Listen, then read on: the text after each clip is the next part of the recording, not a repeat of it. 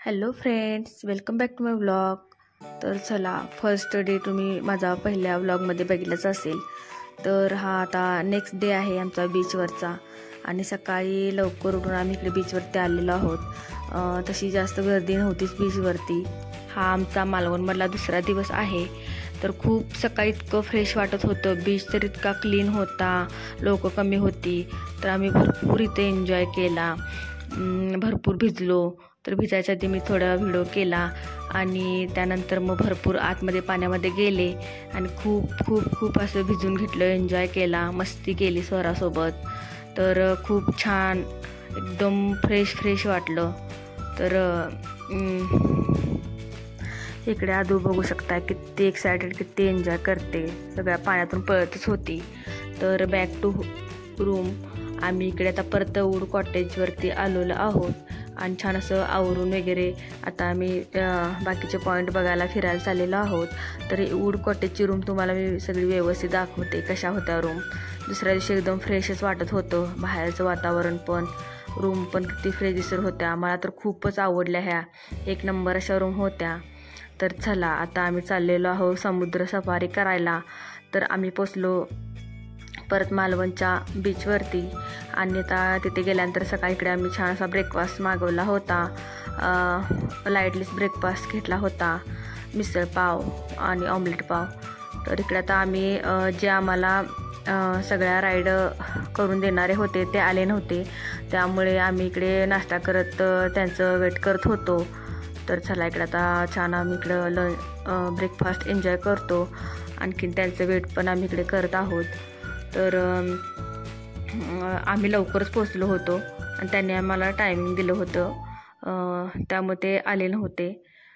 तर इकडे म्हटलं थोडा आता ब्रेकफास्ट झाल्यानंतर छान असं फोटोशूट, जरा थोडे व्हिडिओ वगैरे करू.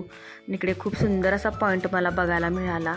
हे बघू शकता, इथून तिकडे असे पलीकडे जायला रस्ता होता, पण अगदी 11 ते 12चा हा वेळ आहे.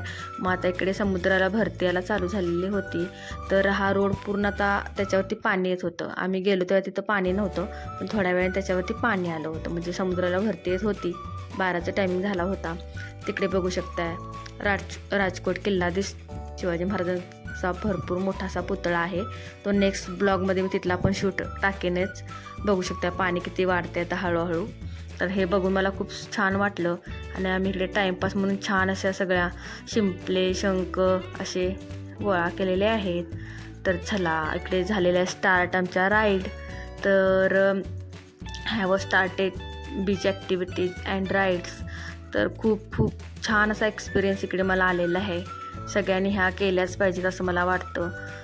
ही पहिली राईड आम्ही बंपर राईड केलेली आहे. ह्याच्यामध्ये 4 जणांना समुद्रामध्ये नेतात. इतकं फास्ट नेतात की आपण ते पाठीमागचं जे बंपर आहे ते वरती उडतो आणि खाली पडतो. इतका एक्सपिरियन्स हा मला खूप असा जबरदस्त असा एक्सपिरियन्स म्हणता येईल असा आलेला आहे. ही पहिली राईड आम्ही केलेली आहे, बंपर राईड.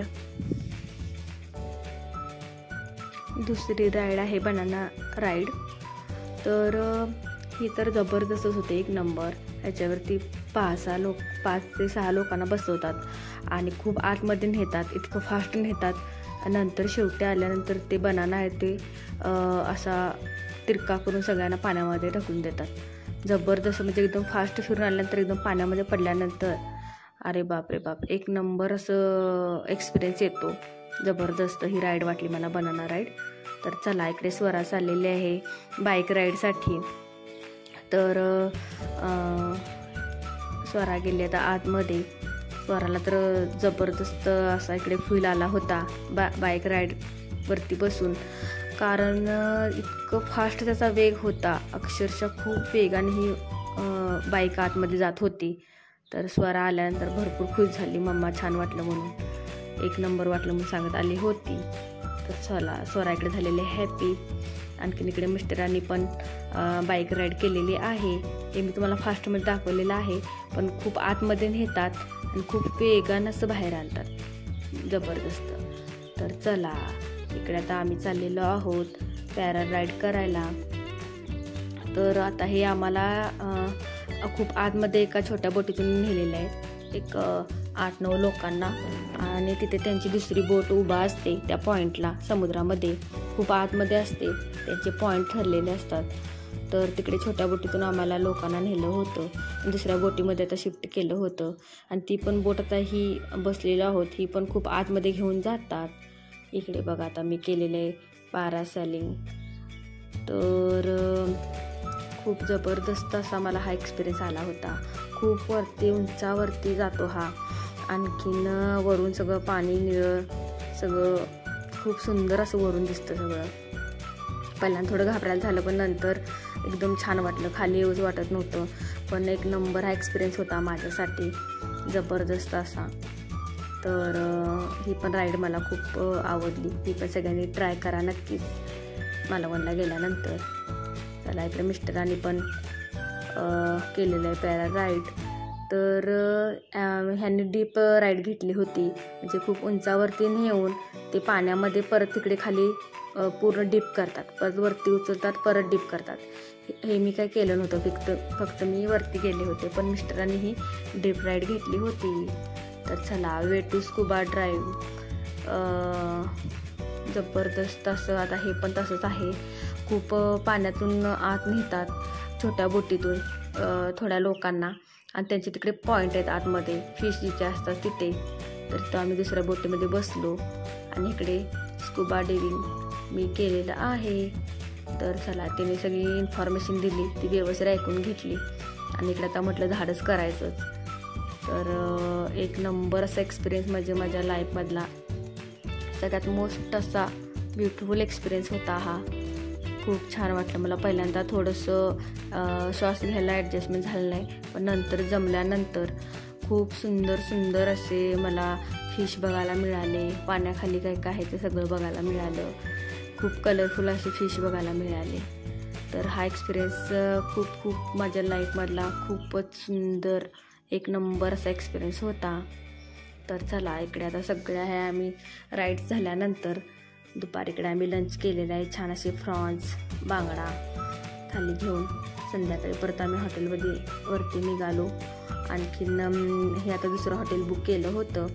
तर हे पण खूप सुंदर होतं, क्लीन एकदम होतं, एक नंबर असं, आणि थोडं पॉश पण होतं. तर छान हॉटेलमध्ये एंट्री केल्यानंतर खूप छान वाटलं.